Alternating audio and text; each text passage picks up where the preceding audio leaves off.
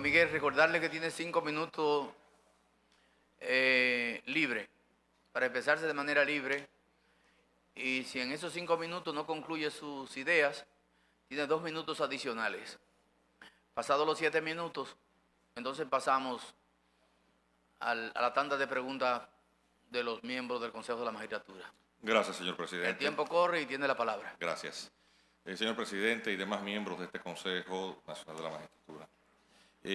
Ante ustedes, obviamente, presento mi hoja de vida como abogado con 32 años de ejercicio continuo, en el transcurso de los cuales tuve una ocasión de servir al sistema de justicia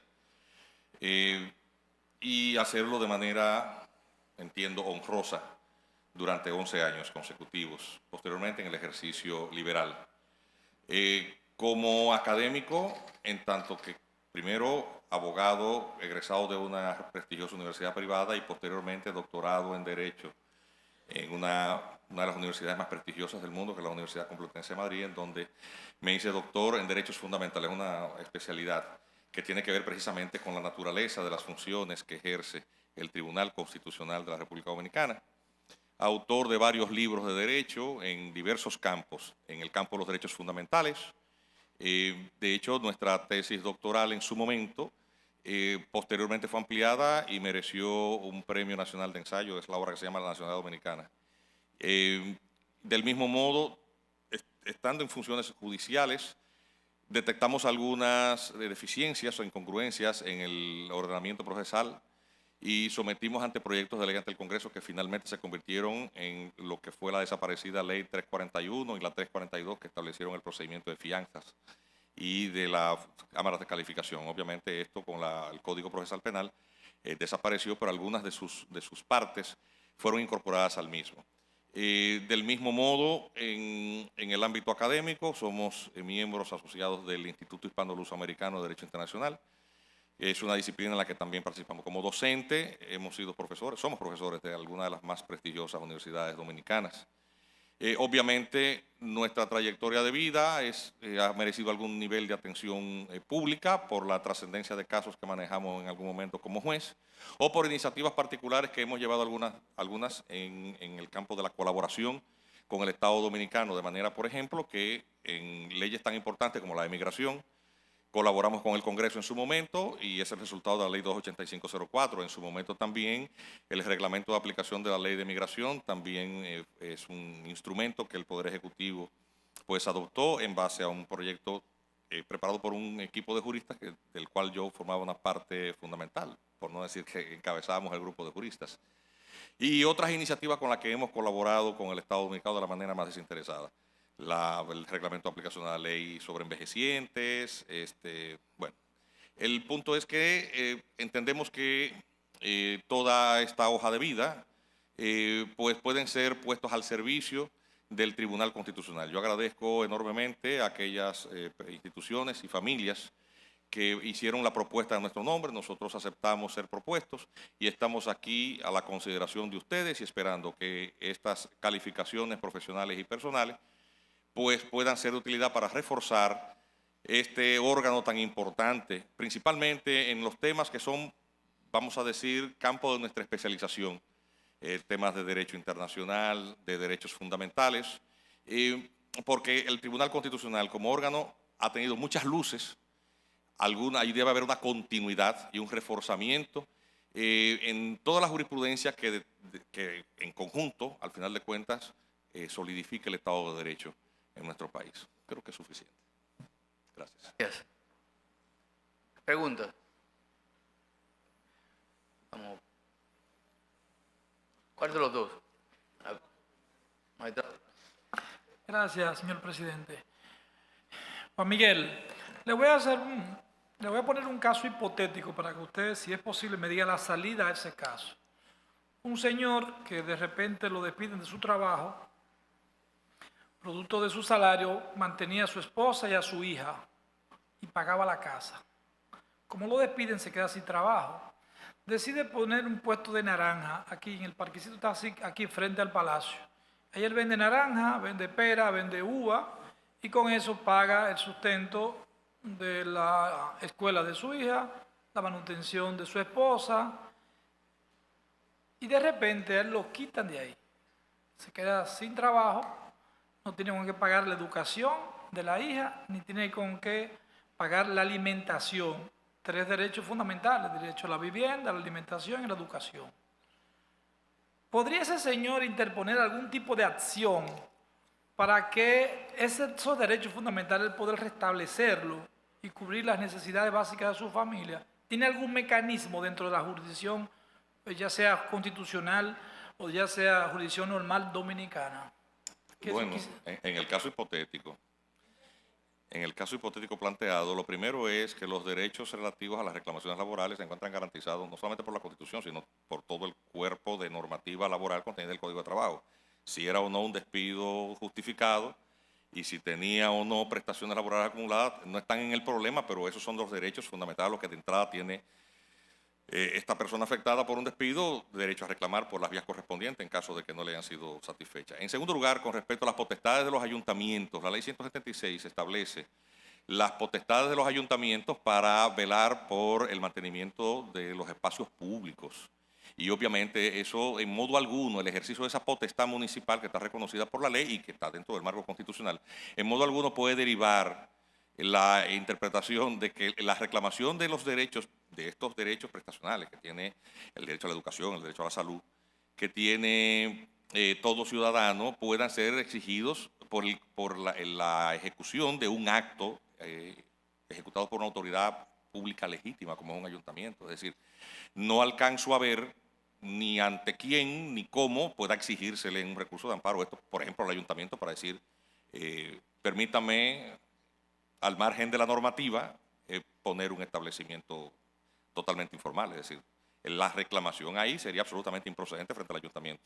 No me parece a mí que ningún juez le dé curso a un recurso de amparo en esa dirección.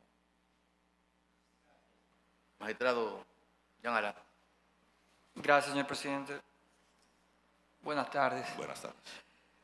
¿Podría comentarnos un poco sobre cuál es la función del derecho constitucional y su diferencia con el derecho procesal constitucional?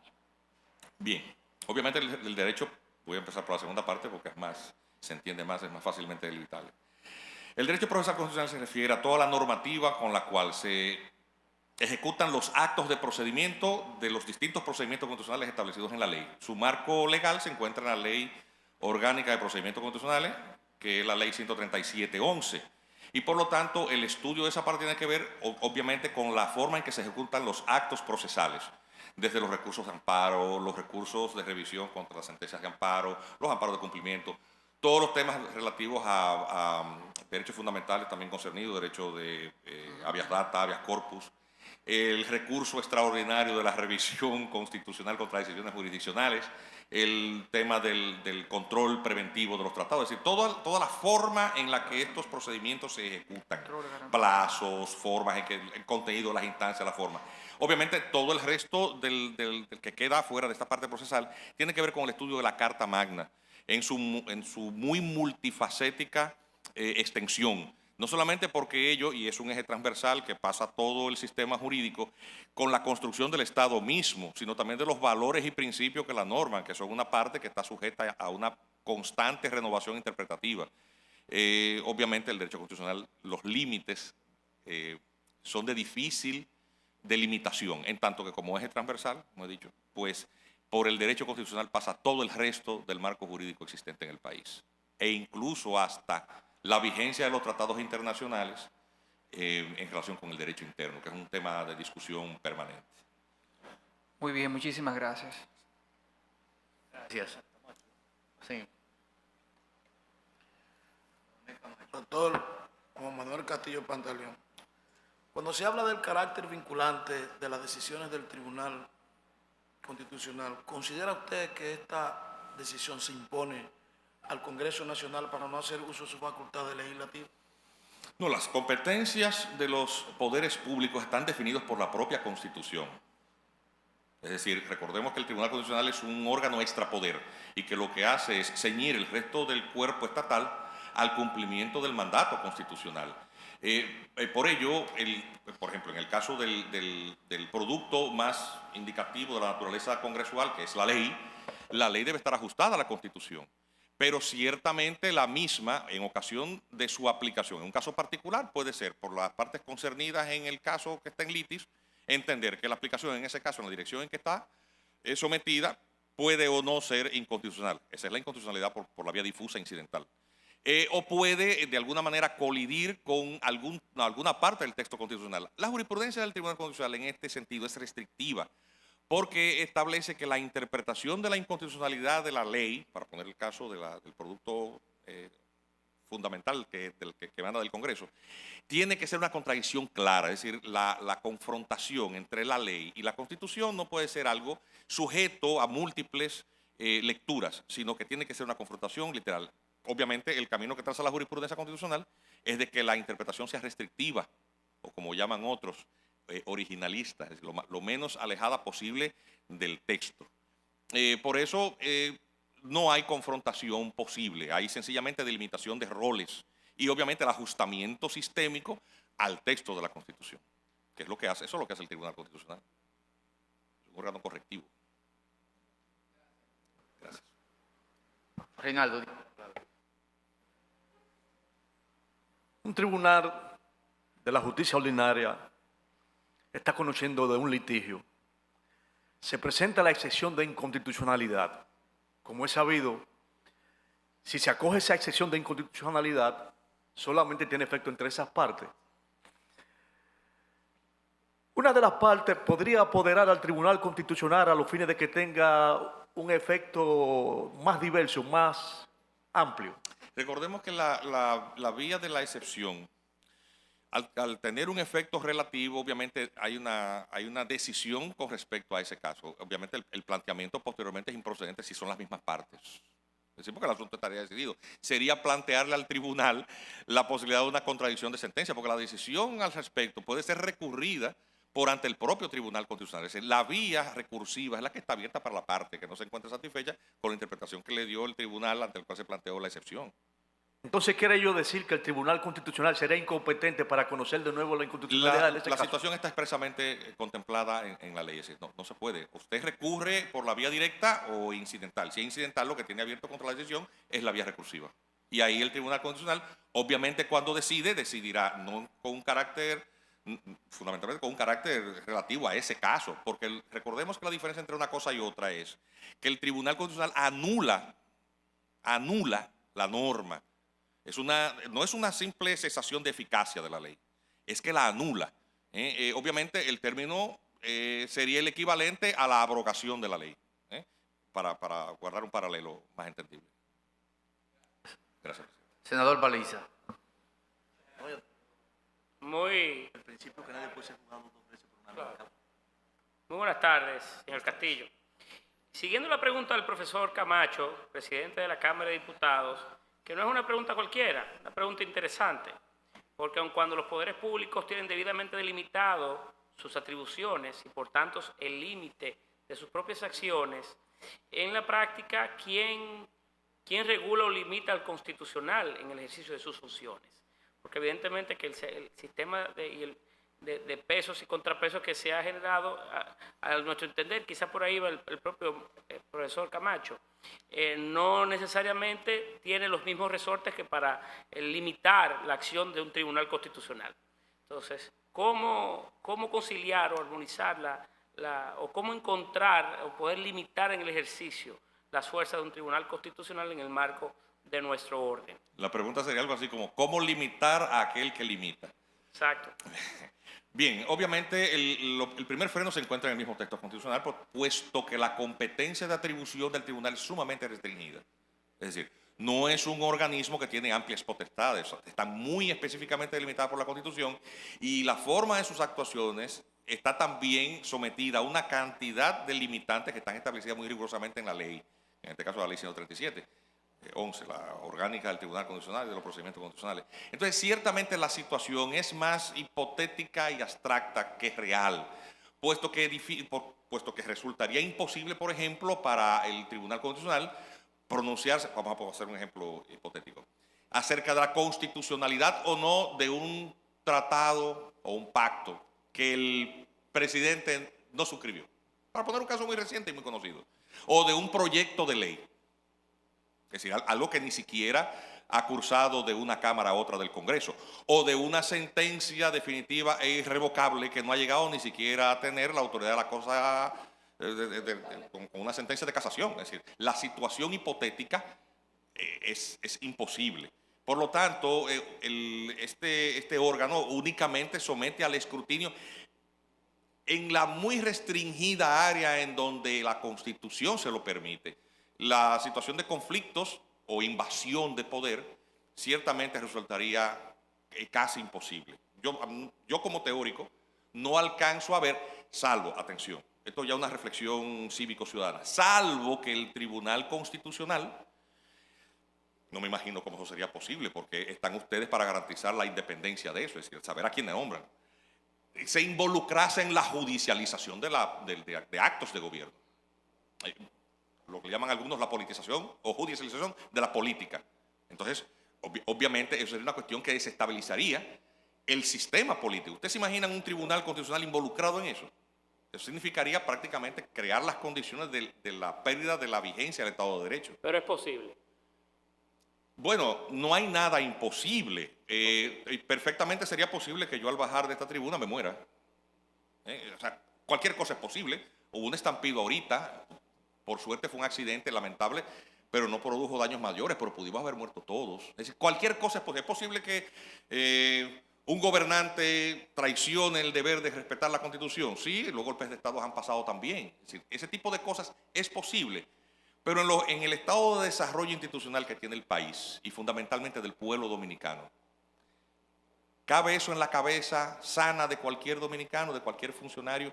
Más aún, de ustedes, que son la cabeza de los poderes del Estado. Pues yo he venido aquí frente a los poderes del Estado. Aquí está la cabeza del Poder Ejecutivo, las cabezas de ambas cámaras que componen el Poder Legislativo, garantizada su diversidad con la presencia de representantes de fuerzas políticas alternas y del Poder Judicial e incluso del Ministerio Público. Es decir, en ustedes es que descansa.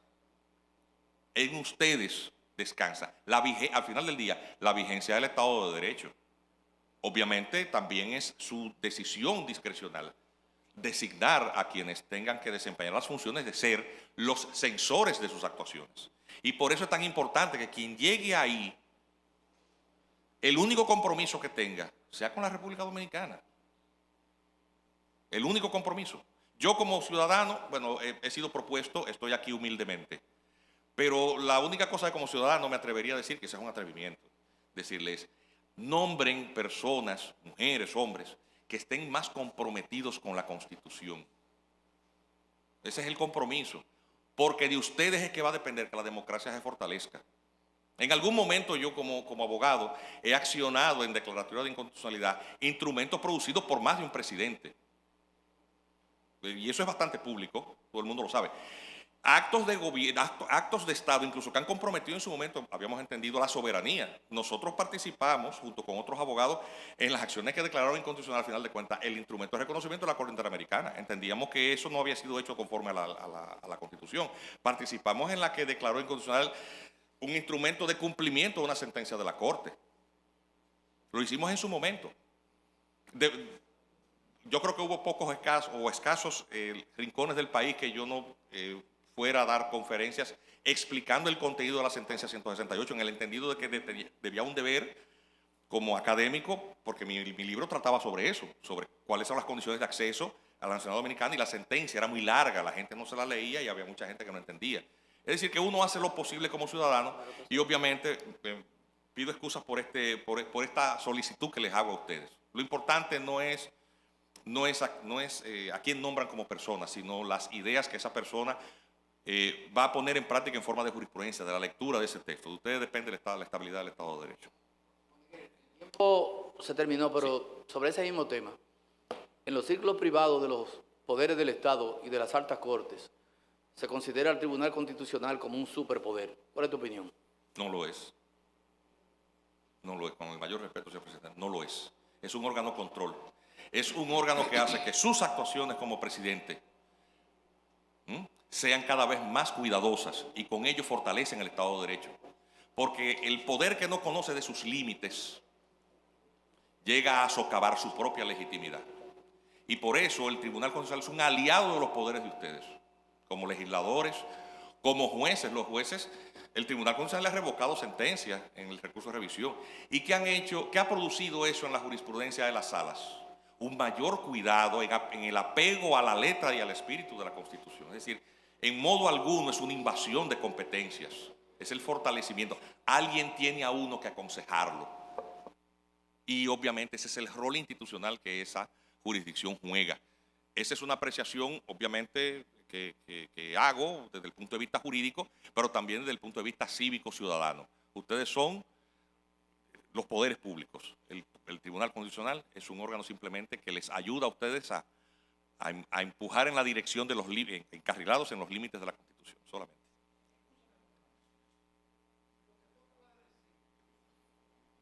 Me lleva a una reflexión. El choque de poderes entre el órgano constitucional y el poder del Estado, que se llama Poder Judicial, no se da en la medida en que haya dos presidentes prudentes. Así es. ¿Sí o no? Así es. Estoy de acuerdo. Bueno. Sí. Una sola. Bueno, abogado Juan Miguel Castillo Pantaleón, pues vamos a tratar de...